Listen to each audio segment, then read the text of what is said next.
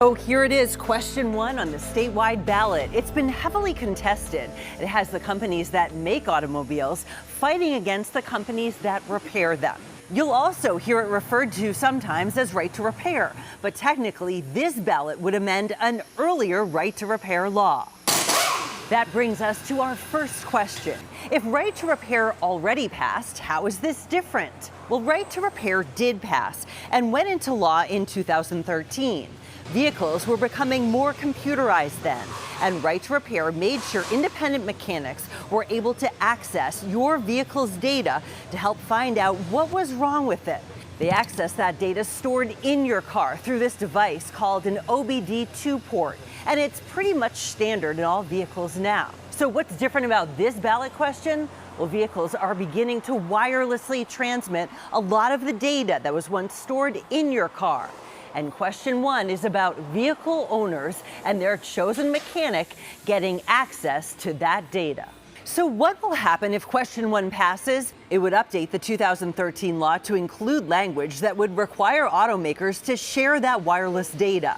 They'd have to make an app that would let vehicle owners and mechanics access the mechanical data. That brings us to another question. Can my local mechanic fix my car if question one does not pass?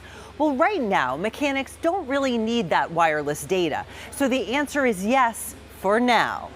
But the concern is that at some point in the future, that vehicle data will only be transmitted wirelessly. So independent mechanics won't be able to fix your car without question one.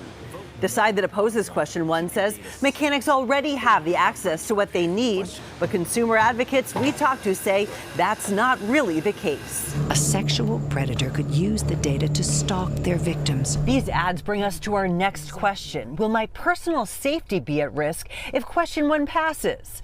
Well, independent experts we spoke with are skeptical of that claim. For starters, the language says mechanical data must be shared, nothing else.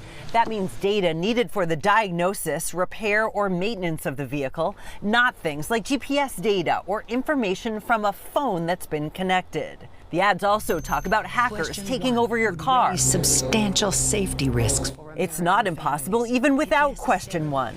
But technology experts we spoke with say the best way to make computer systems more secure is to open up the software platforms to researchers who do their own security checks. Here's how one tech security expert described it.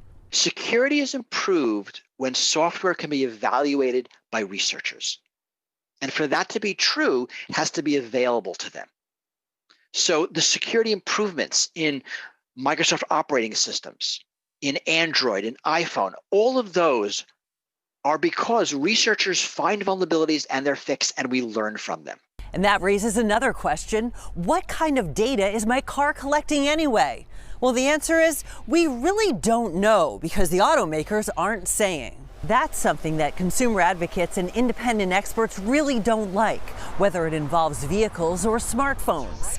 Here's technology security expert Bruce Schneier again. There's an enormous amount of data coming out of your car, and that data is your data. It's your car, and you should have access to it. You should decide who gets it. It shouldn't be that the auto manufacturer who sold you the car gets to grab your data for free, use it, sell it, use it to influence you, to market to you. It's really a question of whose data is it? Is it yours or is it the auto manufacturer's? If question one passes, dealers will have to disclose to customers what data the vehicle they're buying or leasing will collect, and they'll face fines if they don't. Karen Anderson, 5 Investigates.